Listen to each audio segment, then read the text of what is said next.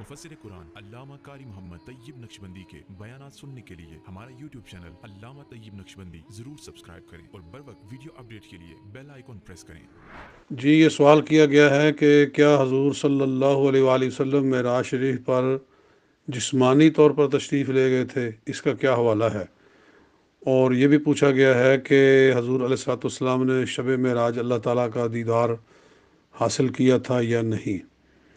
تو حضور علیہ الصلوۃ والسلام کا جسمانی طور پر معراج شریف کرنا، اس کی پہلی دلیل تو خود قرآن پاک میں ہی ہے کہ اللہ تعالیٰ نے ارشاد فرمایا اعوذ باللہ من الشیطان الرجیم بسم اللہ الرحمن الرحیم سبحان الذی اسری بعبدہ لیلا من المسجد الحرام الی المسجد الاقصی۔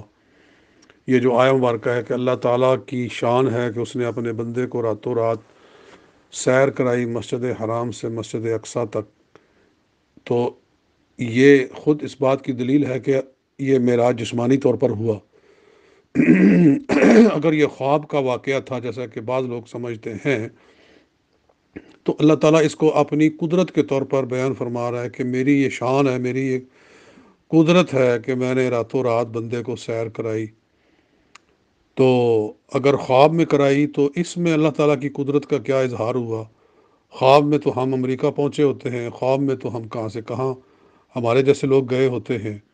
تو اپنے محبوب کریم علیہ الصلوۃ والسلام کے اس سفر کو اللہ تعالیٰ کا اپنی قدرت کے طور پر بیان فرمانا خود اس بات کی دلیل ہے کہ یہ معراج شریف جسمانی طور پر ہوا ہے، روحانی یا منامی طور پر نہیں ہوا۔ اور پھر آگے آپ نے یہ سوال کیا ہے کہ اللہ تعالیٰ کا آپ نے دیدار حاصل کیا ہے کہ نہیں۔ تو اس پر اجماع تو نہیں ہے، لیکن ہمارے اہل سنت کی جمہور کی رائے یہی ہے کہ حضور علیہ الصلوۃ والسلام نے اللہ تعالیٰ کا دیدار حاصل کیا ہے، لیکن اس کی کیفیت کیا تھی وہ ہم نہیں جانتے، وہ اللہ تعالیٰ اور اس کے محبوب صلی اللہ علیہ وسلم جانتے ہیں۔ اور حضرت عبداللہ بن عباس رضی اللہ تعالی عنہ فرمایا کرتے تھے ان محمدن قد رآ ربہ مرتین مرتن ببصرہ ومرتن بفؤادہ۔ حضور صلی اللہ علیہ وسلم نے اپنے رب کو دو مرتبہ دیکھا، ایک مرتبہ اپنے سر کی آنکھوں سے اور ایک مرتبہ اپنے دل سے۔ یہ معجم اوسط طبرانی کی یہ حدیث ہے، اور اس حدیث کو محدثین نے صحیح قرار دیا ہے، خبر صحیح قرار دیا ہے۔ اور اسی طرح حضرت عبداللہ ابن عباس کا یہ بھی قول ہے کہ ان اللہ اصطفیٰ ابراہیم بالخلتی واصطفیٰ موسیٰ بالکلام واصطفیٰ محمد بالرؤیتی، کہ اللہ تعالیٰ نے ابراہیم علیہ السلام کو اپنی خلت سے نوازا یعنی خلیل بنایا، اور حضرت موسیٰ علیہ السلام کو اپنے کلام کے ساتھ نوازا، خاص کیا ان کو، یعنی آپ موسیٰ علیہ السلام کو، اور محمد صلی اللہ علیہ وسلم کو اپنی رؤیت اور اپنے دیدار کے ساتھ ممتاز فرمایا۔ تو یہ بھی اس بات، یہ حضرت عبداللہ بن عباس کا یہ ارشاد بہت واضح ہے، یہ امام ابن جریر نے اس کو روایت فرمایا ہے۔ جی، تو اس سے انکار نہیں کرنا چاہیے۔ رہا وہ جو کہ حضرت عائشہ صدیقہ رضی اللہ تعالیٰ عنہا کا قول ہے کہ جس نے کہا کہ حضور صلی اللہ علیہ وسلم نے اللہ تعالیٰ کو دیکھا ہے، اس نے بہتان بازی کی ہے، اس نے اللہ پر افتراء کیا ہے۔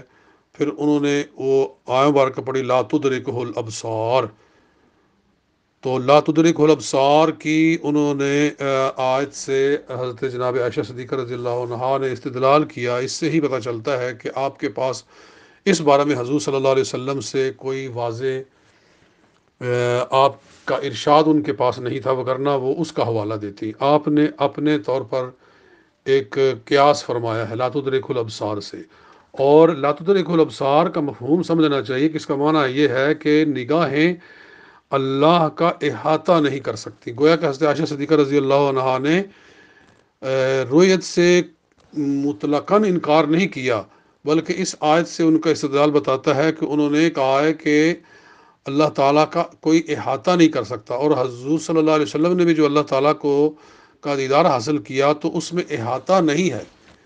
اللہ تعالیٰ تو لامحدود ہے، احاطہ کرنا اور چیز ہے اور صرف دیدار پانا اور چیز ہے۔ جیسے ہم آسمان کو دیکھتے ہیں لیکن آسمان کا احاطہ ہم نہیں کر سکتے، تو لہٰذا اس میں فرق ہو گیا۔ امید ہے کہ بات واضح ہو گئی ہوگی۔ السلام علیکم ورحمۃ اللہ وبرکاتہ۔